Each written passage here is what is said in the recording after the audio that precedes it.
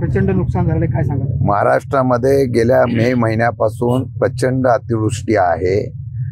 मराठवाडा यामध्ये फार मोठ्या प्रमाणात बाधित झालेला आहे।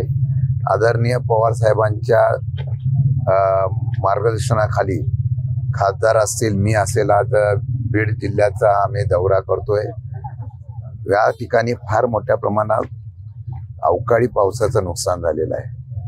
गेल्या अधिवेशनापासून आम्ही पोटतिडकीने लोकसभा असेल, विधानसभेमध्ये आम्ही ओरडतोय की ओला दुष्काळ जाहीर करा। कालही कॅबिनेटची निर्णय झाला, कॅबिनेट बैठक झाली, फक्त पंचनामा पंचनामा पंचनामा एवढाच फक्त आहे। सरकारला शेतकऱ्यांचा माय भगिनींचा आक्रोश कळत नसेल। आपल्या चॅनलवाल्यांनी ही वस्तुस्थिती दाखवल्यानंतर सुद्धा ते सांगतायत।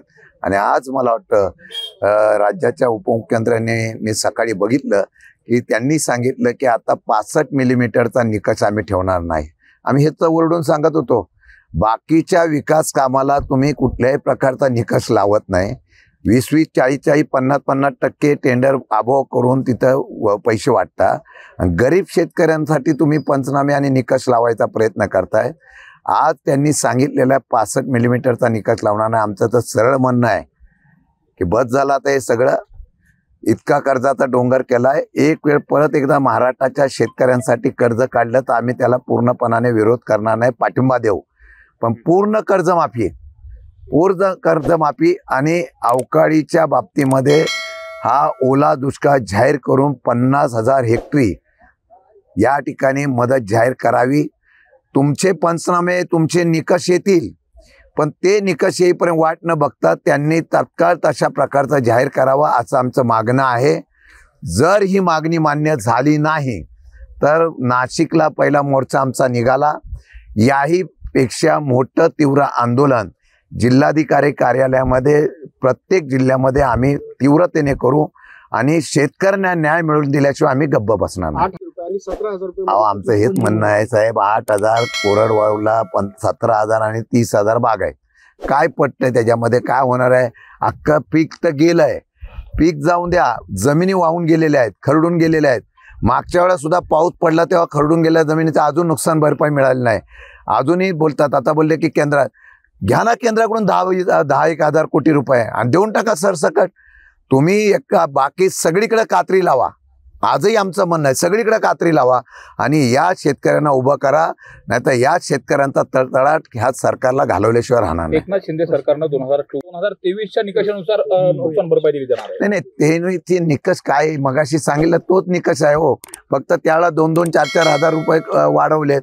आमचं म्हणणं आहे सरसकट आता तुम्ही त्या ठिकाणी अतिवृष्टी जाहीर करून हेक्टरी 50,000 रुपये द्यावे आणि संपूर्ण कर्जमाफी या शेतकऱ्यांची पहिल्या प्रथम संपूर्ण कर्जमाफी द्यावी, अशा प्रकारची मागणी आमची पूर्णपणाने आहे।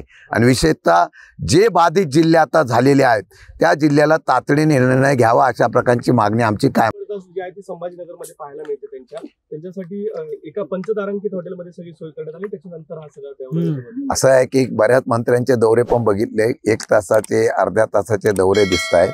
हे फक्त सोपस्कार पाडताय। काल राज्याच्या मुख्यमंत्र्यांना सांगावं लागलंय की प्रत्येकाने, मंत्र्यांनी आता मतदारसंघामध्ये, जिल्ह्यामध्ये जाऊन नुकसान भरपाईची पाहणी करा। या जिल्ह्यातले नव्हे तर जिथल्या जिल्ह्यातले नुकसान झालेले आहे, अतिवृष्टी झालेली आहे, त्या जिल्ह्यातले मंत्री सुद्धा अजूनपर्यंत मुंबईलाच होते। आता त्यांना सांगितल्यानंतर गावी यायला लागले, लोकप्रतिनिधी तसं होत आहेत।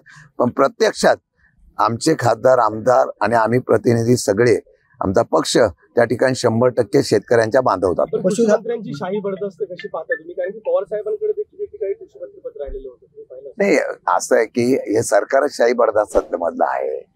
या सरकारकडून तुम्ही अपेक्षा काय वेगळं करताय? या सरकारने ज्या पद्धतीने मागच्या काही वर्षामध्ये महाराष्ट्राला लुटलेला आहे, या सरकारच्या बद्दलची नाराजगी या ठिकाणी आहे। मी मगाशी येताना बघितलं, यांचं तुमचं तुरीचं तुम्ही सर्वेक्षण करत होता, मला कळत नाही। आयात करण्याचं धोरण बाप्पा इथं आहे। जर तूर इतकी बाहेरच्या परदेशातून तुम्ही आयात करता, कसा इथे भाव मिळेल? कांद्याला भाव कसा मिळेल? अरे हमी भाव मिळत नाही। सगळे धोरणं स्वदेशीचा नारा तुम्ही देता आणि स्वदेशीच्या नारामध्ये स्वदेशी शेतकरी जो पिकवतोय त्याला बाहेर तुम्ही आयात आणून त्याला मारून टाकताय। त्यामुळे हे सगळं थोटांड आहे। सर्वसामान्य शेतकऱ्यांनी आता उठाव करणं गरजेचं आहे, क्रांती करणं गरजेचं आहे, त्याशिवाय हक्क मिळणार नाही. ज्यावेळेला लोक रस्त्यावर उतरतील, सरकार संपूर्ण कर्जमाफी करेल, आणून शेतकऱ्यांचा आवाज उठला पाहिजे, अशासाठी आमची त्यांना विनंती आहे.